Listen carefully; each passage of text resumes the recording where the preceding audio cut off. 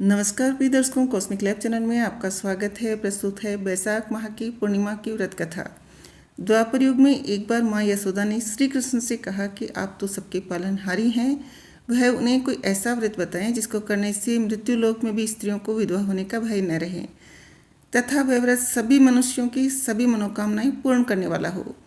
श्री कृष्ण ने उन्हें एक ऐसे व्रत के बारे में विस्तार से बताया। उन्होंने बताया कि सौभाग्य की प्राप्ति के लिए स्त्रियों को 32 पूर्णिमाओं का व्रत करना चाहिए। यह व्रत अचल सौभाग्य देने वाला, भगवान शिव के प्रति मनुष्य मात्र की भक्ति को बढ़ाने वाला व्रत है। यशोदा जी कहने लगी कि इस व्रत को मृत्यु लोक में किसने किया था। श्री कृष्ण जी ने कहा कि भूमंडल पर अनेक प्रकार के रत्नों से परिपूर्ण कांतिका नाम की एक नगरी थी।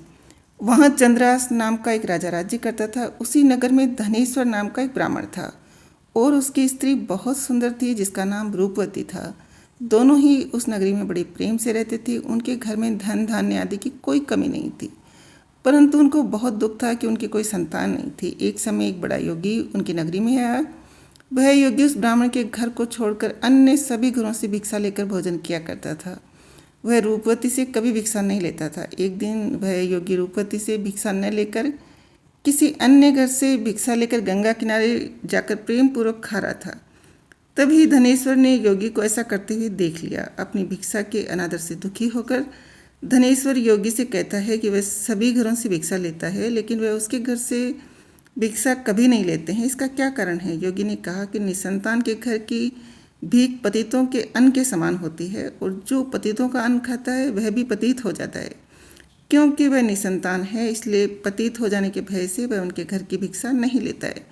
धनेश्वर ये बात सुनकर बहुत दुखी हुआ और हाथ जोड़कर योगी के पैरों में गिर गया और कहने लगा कि यदि ऐसा है तो वह उससे पुत्र प्राप्ति का उपाय बताएं।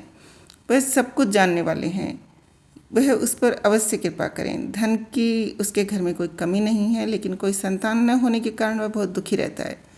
वह उसके इस दुख का हरण करे। यह सुनकर योगी कहने लगे कि उन्हें चंडी की आराधना करनी चाहिए। घर जाकर उसने अपनी स्त्री से पूरी बात कहकर स्वयं वन में चला गया। वहाँ उसने चंडी की उपासना करनी शुरू कर दी, उपवास भी किया। चंडी ने 16वें दिन उसको स्वप्न में दर्शन दिया और कहा कि उसके यहाँ पुत्र होगा, परंतु वह 16 वर्ष की आयु ही उसकी मृत्यु हो जाएगी।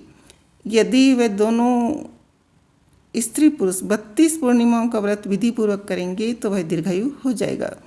जितनी उनकी सामर्थ्य है आटे के दीपक बनाकर शिव जी भगवान का पूजन करना चाहिए, परंतु पूर्णिमा के व्रत 32 होने चाहिए। प्रातःकाल होने पर इस स्थान के समीप आम का एक वृक्ष दिखाई देगा। उस वृक्ष पर चढ़कर फल तोड़कर शीघ्र उसे अपने घर ले जाना और अपनी स्त्री को सारा वृत्तांत बताया। स्त्री ने नहाने के बाद में वहाँ शंकर भगवान को ध्यान करके उस फल को खा ले, तब शंकर भगवान की कृपा से वह गर्भवती हो जाएगी। जब वह ब्राह्मण प्रातःकाल उठा तो उसने एक स्थान के पास ही आम का वृक्ष देखा जिस पर बहुत सुंदर आम का फल लगा हुआ था। उस ब्राह्मण ने आम के वृक्ष पर चढ़कर फल को तोड़ने का प्रयास किया, परंतु वृक्ष पर कई बार कोशिश करने पर भी वह चढ़ नहीं पाया।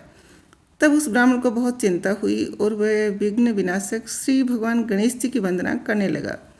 वह उस पर कृपा करके इतनी शक्ति दे दे कि वह अपनी मनोरथ को पूरा कर सके। इस प्रकार गणेश जी से प्रार्थना करने पर उनकी कृपा से धनेश्वर वृक्ष पर चढ़ गया और उसने सुंदर आम के फल को तोड़ लिया।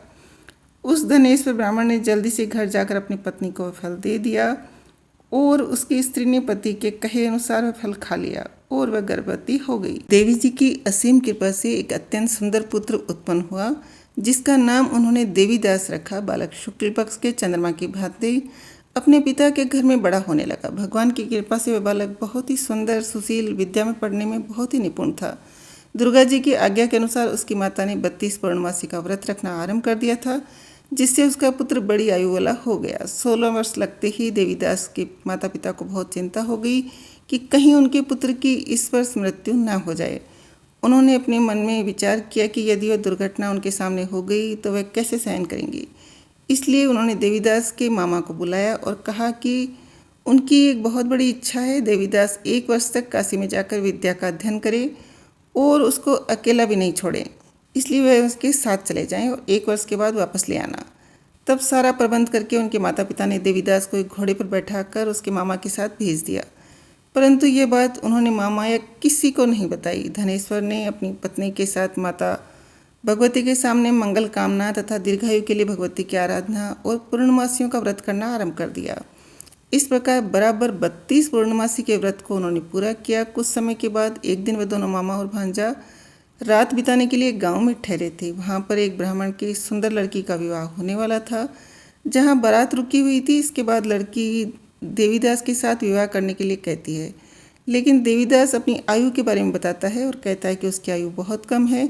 लड़की ने कहा कि जो गति उनकी होगी वही उसकी होगी। इसके बाद देवीदास और उसकी पत्नी दोनों ने भोजन किया। सुबह देवीदास ने अपनी पत्नी को 3 नगों से जड़ी हुई अंगूठी रुमाल दिया और बोला कि उसका मरण और जीवन देखने के लिए एक पुष्प वाटिका बना ले, और यह भी कहा कि जिस समय और जिस दिन उसका प्राणों का अंत होगा यह फूल सूख जाएंगे। जब ये फिर से हरे हो जाएं तो मान लेना कि वह जीवित हैं। भगवान श्री कृष्ण कहते हैं कि इस प्रकार देवीदास काशी विद्या अध्ययन के लिए चला गया। कुछ समय बीत गया तो काल से प्रेरित होकर एक सर्प रात के समय उसको डसने के लिए वहां पर आया। उस विषधर के प्रभाव से उसके शयन का स्थान चारों ओर से विष की ज्वाला से विषैला हो गया, परंतु व्रत के प्रभाव से उसको काट नहीं पाया, क्योंकि पहले ही उसकी माता ने 32 पूर्णमासियों का व्रत कर रखा था। इसके बाद स्वयं काल वहाँ पर आया और उसके शरीर से प्राणों को निकालने की कोशिश करने लगा, जिससे वह बेहोश होकर पृथ्वी पर गिर गया। भगवान की कृपा से उसी समय माता पार्वती के साथ भगवान शंकर जी भी वहाँ पर आ गए। उन्होंने बेहोश दशा में देखकर पार्वती जी ने भगवान से प्रार्थना की और कहा कि इस बालक की माता ने पहले ही 32 पूर्णमासियों का व्रत पूरा किया है और उसे प्राणदान दे दे।